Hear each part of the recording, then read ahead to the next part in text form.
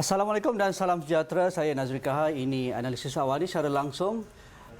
Kami merasakan bahawa hari ini bukan hari berkabung bagi seluruh rakyat Malaysia.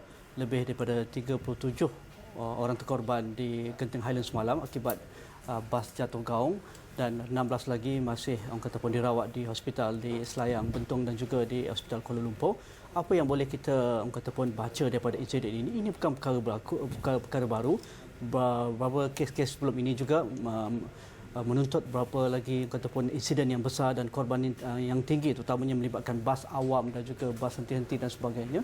Jadi kita akan membicarakan tentang ini, insiden bas Genting dan juga apakah mesej yang boleh kita bawa dan kita boleh lihat, kerana kita tidak mahu berulang lagi korban nyawa yang paling tinggi yang sudah pun dicatatkan semalam. Jadi bersama saya, bersama Zulfitri dan juga Kamarul Borhan Harun, dua rakan saya yang bersama memberi laporan terkini semalam, Malina Manaf, dan juga hari ini saudara Haris Hardi Hakim. Dan di talian nanti sudah pun bersedia kita bersama dengan Profesor Ahmad Farhan Muhammad Saadullah, Dekan Pusat Pengajian Kejuruteraan Awam USM, dan juga Dr. Hussein Hamid, Pengarah Pusat Pendidikan Keselamatan Jalan Raya Universiti Putra Malaysia. Mungkin sebelum kita merujuk kepada pakar yang melihat isu ini, mungkin Malina semalam apabila sampai ke tempat ataupun kejadian, antara wartawan yang terawal juga sampai, apa yang boleh kita kongsikan bersama Malina? Okey, kalau berdasarkan kronologi lah, saya sampai tu dah 5.30, mungkin dah lebih kurang 2 jam lepas nahas tu berlaku. Penilaian pertama yang saya boleh tengok ialah ada kesan seretan tayar di jalan dah, dan kita dapat terus kita dapat mungkin buat assumption bahawa mungkin bas itu gagal dikawal, breknya tak berfungsi dan sebagainya. Tetapi kalau mengambil kira kepada keadaan muka bumi di Genting itu sendiri yang jalannya bukit, turun bukit, curam dan sebagainya, ini terus kita dapat satu indikasi bahawa okey, ini memang pemalangan ini memang biasa, kita memang tahu memang akan berlaku di tempat-tempat yang berbahaya macam ni. Tapi bila kita tengok balik, kami tak dibenarkan masuk ke kawasan Nahas tu kerana dia agak berbahaya. Dia belakang daripada line kuning tu, polis dah letakkan line kuning panjang lah dekat kami. Kami cuma berdiri dan tengok dan buat assessment sendiri daripada belakang lah. Tapi tengok pada kesan-kesan batu tembok penghadang tu pecah. Dan dapat pula akses mungkin seorang ataupun dua pegawai bomba memberikan kami gambaran yang tempat mereka tangkap handphone mereka. Saya nampak okey, bas ni teruk. So kita tak tahu keadaan lagi masa tu, cuma dapat tahu unofficial figures yang mati disahkan baru 12. Dan kami dapat tahu bas tu 49 orang yang menaiki, yang penumpang lah ketika itu. So kita dah tanya-tanya maklumat semua, mereka katakan ini bas yang selalu digunakan oleh pekerja-pekerja Genting Highlands untuk naik bas tinti yang mereka naik dari stesen Peliling. Bas ni memang laluannya hari-hari ialah Genting Kuala Lumpur. Kita pun tahu mungkin pemandu tu dah biasa, tapi tak tahulah, ini antara andaian-andaian awal kan. Kita dah tengok kan. Kemudian bila dapat tahu penumpang 49. Okey, itu masa dalam pukul 6. Lepas tu bila dah tunggu sampai petang-petang, mungkin towards the end of the operation, bila mereka katakan operasi mungkin dah ditamatkan sebab kita jumpa 53 penumpang semua yang kita dah bawa keluar. 37 yang mati. So terus kita pun terkejut apa yang telah berlaku sebenarnya. Kita dah mula start buat spekulasi, adakah ini ada kecuaian sehingga bas yang sepatutnya beberapa orang naik tapi bilangannya bertambah sampai 53. Itulah antara yang kita jadi bertanda tanya lah, sebab kemalangan di Genting ni bukan sesuatu yang baru kan. Dah banyak kali kita tahu dan banyak pun makan korban nyawa yang banyak. Dan tapi ini yang antara paling besar, saya rasa macam terdetik hati, rasa kesal lah sebab perkara ini berlaku. Mungkin ada yang tak kena. Kita sampai awal berbicara dengan anggota penyelamat, bomba, JPAM dan sebagainya. Adakah Malina menganggap ini akan mengorbankan nyawa yang besar? Bila saya sampai tu, mereka dah survivor semua dah dibawa keluar. Dia maklumkan dia orang dah bawa keluar 17 orang. Seorang dah disahkan cepat masa tu. Juga, ya? Memang cepat. Masa tu baru dah 5 lebih.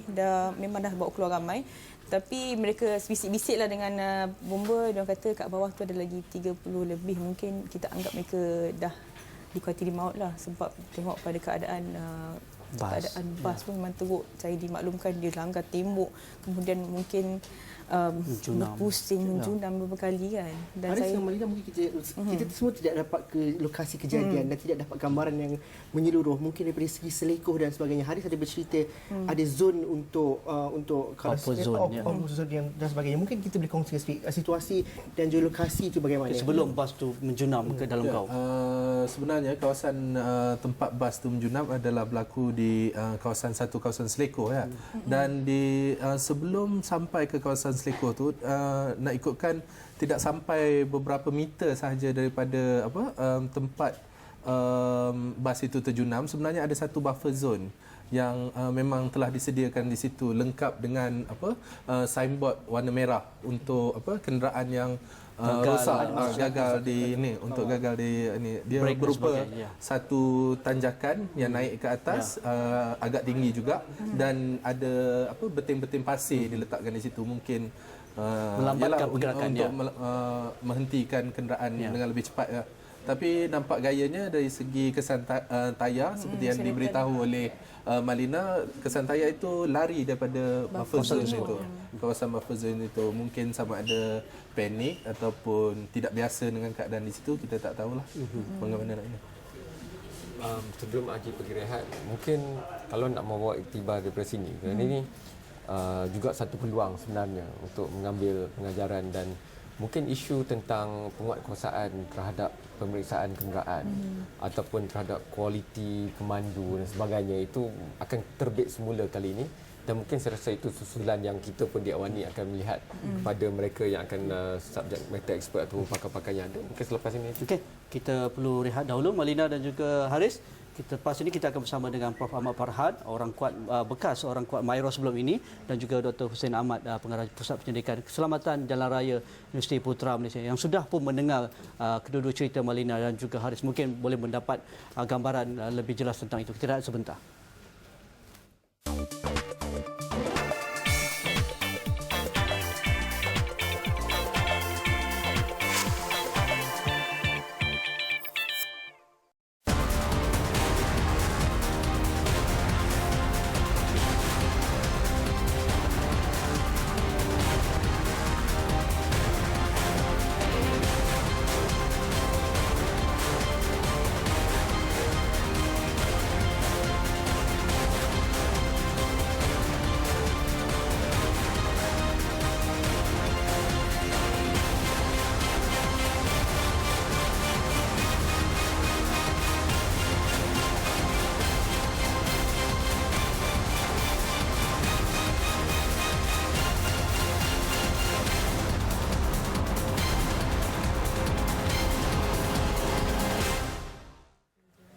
Kembali bersama kami dalam analisis Awani membincangkan nahas bas genting. Mungkin kita terus bersama Profesor Ahmad Farhan Muhammad Sadullah. Assalamualaikum Prof.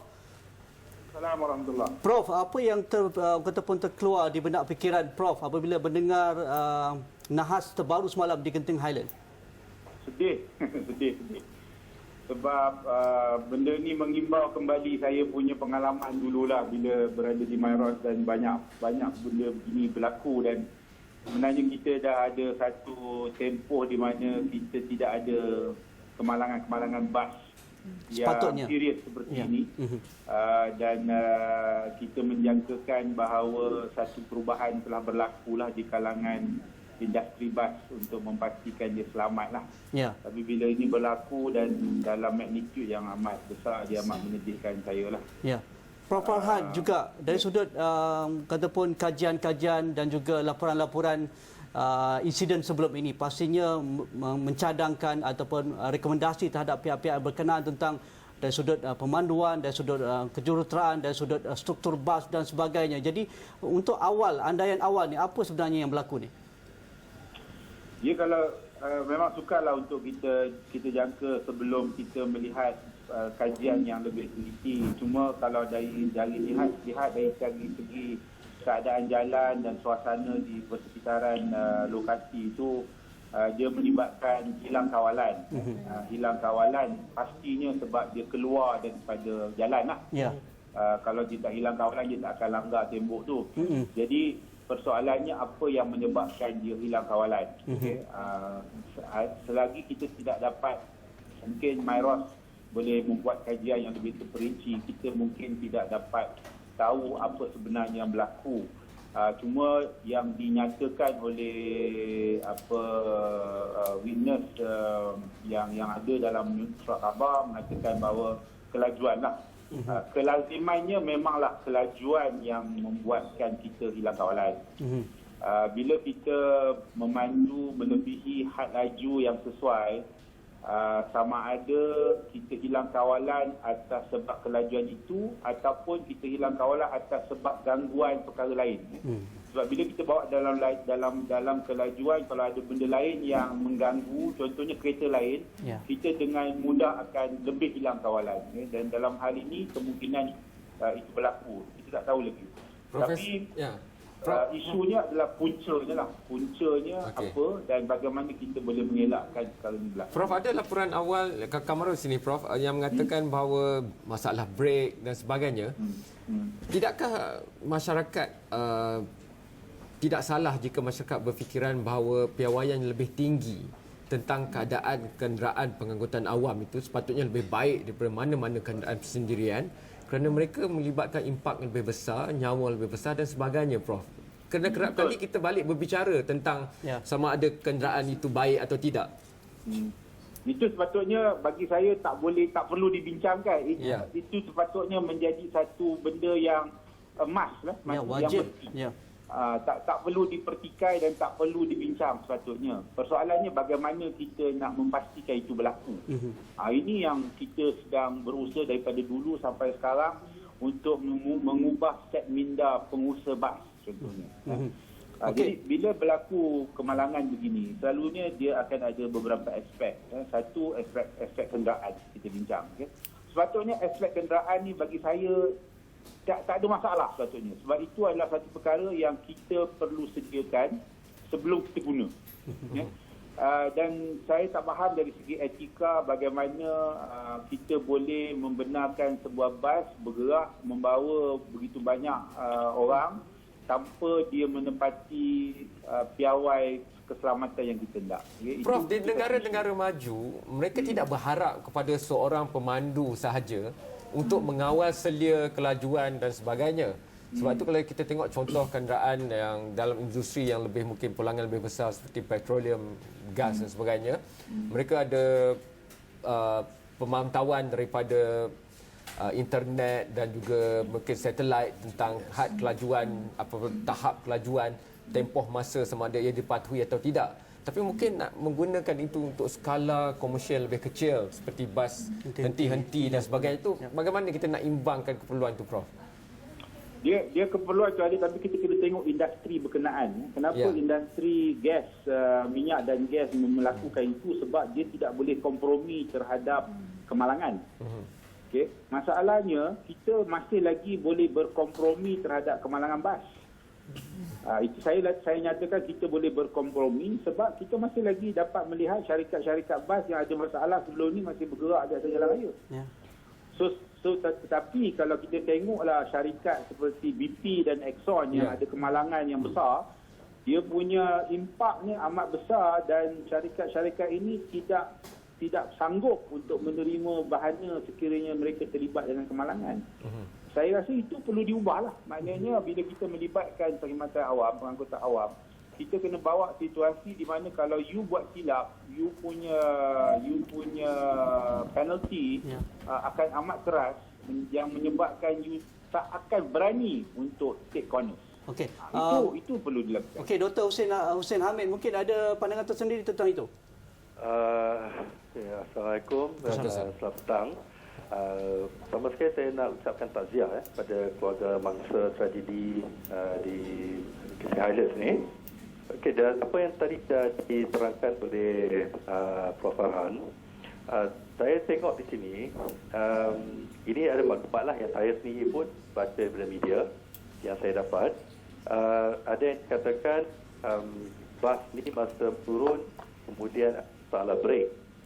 Jadi kalau bila kita tengok ni, bas ni dia punya muatan lebih Jadi kalau ada yang penumpang yang report kata bas tu laju, mungkin kalau kita tengok dari segi fizik sebab bila muatan tu berat, Jadi bila dia tengah turun bukit tu, kalau katalah kita brake tu tak makan, kalau kita brake, dia akan laju lah.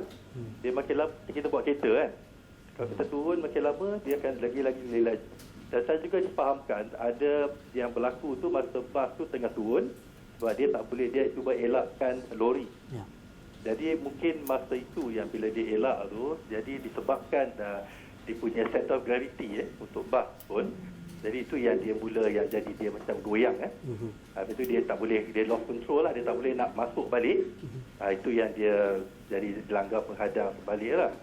Jadi kalau yang apalah kita macam yang Prof cakap lah, kita at this moment kita susahlah nak cakap sama ada apa sebenarnya yang berlaku tu, kecuali task force dah ada, dia orang dah investigate, dia nak tengok dari segi jalan, dari segi kenderaan tu, dari segi manusia.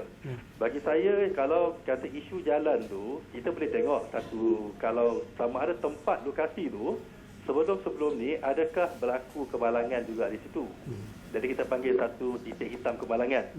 Jadi kalau memang ada, jadi kita tahulah mungkin lebih kurang ini mungkin ada kena-mengena dengan reka bentuk lah. Ya, betul. Kan? Jadi senanglah black spot kan. Yang tu clear cut. Jadi kalau tak ada, katalah inilah satu-satunya kemalangan yang berlaku dekat lokasi itu, dan juga sebelum ni saya difahamkan ada penghadang, ada buffer zone apa semua. Now ada dua lagi lah, sama ada faktor kenderaan ataupun manusia. Okey. Prof, Jadi, Prof, kita perlu lihat yang kedua dan kita akan kembali selepas ini. Prof boleh jelaskan tentang isu-isu berkaitan dengan faktor manusia dan mungkin kita boleh belajar daripada negara-negara maju bagaimana kita menguatkuasakan isu yang sudah pun kita banyak kali bincangkan dan termasuk pada hari ini. Kita lihat sebentar.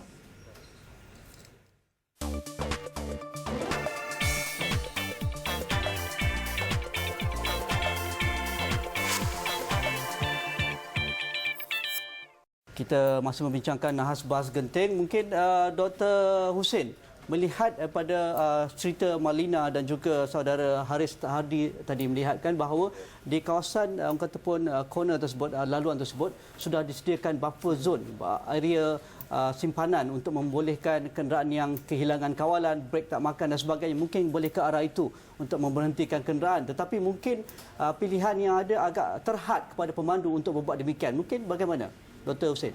Saya rasa kalau dah ada buffer zone semua tu, maksud dia dari segi design jalan tu, dia dah anticipate lah. Dia bang corner tu macam mana, dia punya radius radius dia, minimum radius semua tu. Jadi mungkin di sini lebih kepada roadworthiness kenderaan tu lah sebenarnya. Jadi mungkin ada masalah di sini, macam mungkin betul ada yang dikatakan brake, masalah brake. Jadi sampai nanti bila dah siasat, barulah kita tahu betul-betul lah masalah brake. Sebab bila walaupun ada buffer tu, kalau kita ada masalah untuk nak kontrol bas tu, macam saya katakan tadi, mungkin sebab tengah menurun, jadi speed dia tu dia tak boleh nak kontrol, dia tak boleh brake. Jadi bila walaupun dia corner pun, dia dari segi fizik ni, bila kita corner, dia ada centrifugal force ni, dia akan tolak kita keluar. Jadi mungkin pada speed yang certain speed tu, yang dia terlanggar tu, dia keluar pada kawasan tu. Silakan Malina. Dr. Hussein, Malina di sini. Mungkin ada kajian yang pernah dijalankan oleh Pusat Pendidikan Keselamatan Jalan Raya sebelum ini berkenaan kesesuaian penggunaan bas bagi pangkutan di kawasan-kawasan berbukit seperti di Genting Highlands. Kerana kita tahu banyak dah kejadian nahas yang berlaku melibatkan bas. Terakhir sekali di Simpang Pulai, bas double decker yang ketika itu ada pihak menyuarakan ketidaksesuaian penggunaan bas double decker di lokasi seperti ini. Bagaimana pandangan doktor sendiri? Mungkin ada hasil kajian yang boleh dikongsi ke? Dia kalau kawasan tanah tinggi ni, selalunya memang tidak sesuai lah kalau kita gunakan bas double decker. Isu dia ialah isu yang kita panggil center of gravity. Dia sebab dia punya center of gravity tu terlalu tinggi. Sebab itu kalau tanah tinggi, kita guna macam dalam kes ni single deck kan? Ya, single deck. Jadi dia tak ada masalah. Mungkin masalah satu di sini ialah dari segi muatan. Sebab muatan ni kalau dia berlebihan, jadi dia punya, kita panggil tarikan graviti tu lebih tinggi. Itu yang bila masa menurun tu, kalau kita tengok lori apa pun kan, kalau dia kosong dia okey lagi. Kalau berat, jadi dia akan brake bila turun bukit. dia betul break. Jadi dalam kes ni kalau kita katakan bas ni yang penting tu ialah dalam in this case ialah dia punya braking system lah. Jadi maintenance tu dia kena lebih rigorous. Dia tak boleh ikut kata kita tiap-tiap 5,000 km baru kita pergi check. Kita kena lebih kerap lagi sebab ini melibatkan tadilah kata Prof Fahan cakap ya ke tahap keselamatan yang tinggi kita mesti set satu piawai dan kita mesti ikut pada piawai itu untuk bas-bas hati-hati di bas awam yang menaiki yang kebanyakan yang ulang-alik di kawasan taraf tinggi ni, dia punya piawai itu dia kena lain sikit, dia kena much higher. Soalan saya kepada Dr. Hussein dan kalau Prof Ahmad Farhan masih lagi, kalaupun tidak dapat dielakkan kemalangan itu berlaku, tentunya fokus kepada mengurangkan impak kemalangan jiwa yang begitu tinggi. Contohnya kalau di bandar New York tu dalam kenderaan awam kita tak boleh berdiri walaupun ada ruang di antara kursi di dalam bas, dan itu bukan pun tanah tinggi. Mungkin juga tali pinggang keselamatan dan sebagainya. Bagaimana pemikiran dan pandangan terhadap perkara itu? Saya Silakan Prof Ahmad Farhan. Ya. Okey. Saya sebenarnya ingat sekarang ni mari kita gunakan pendekatan barulah, sebab selama ni bila kita ada kemalangan saja kita akan berbincang, lepas tu kita akan berdebat, tapi lepas tu dia sejuk balik. Okay? Saya rasa kita memerlukan satu transformasi lah, sebab sekarang ni kita cakap tentang transformasi. Saya rasa keselamatan jalan raya ni memerlukan pendekatan yang transformational. Bagi saya, kalau kita hanya berbincang mengikut kes-kes kemalangan yang satu-satu begini, dia tak membawa perubahan yang mana. Sebab kita dah berbincang benda ni berbuih. Tetapi kita perlu satu perubahan yang berbeza, out of the box. Okay? Dalam budaya kita, Blue Ocean Strategy sekarang ni, untuk keselamatan jalan raya kita perlu juga satu pendekatan yang berbeza. Saya jangkakan berlakunya kemalangan ni adalah disebabkan oleh budaya yang memang menjadi kelaziman rakyat Malaysia.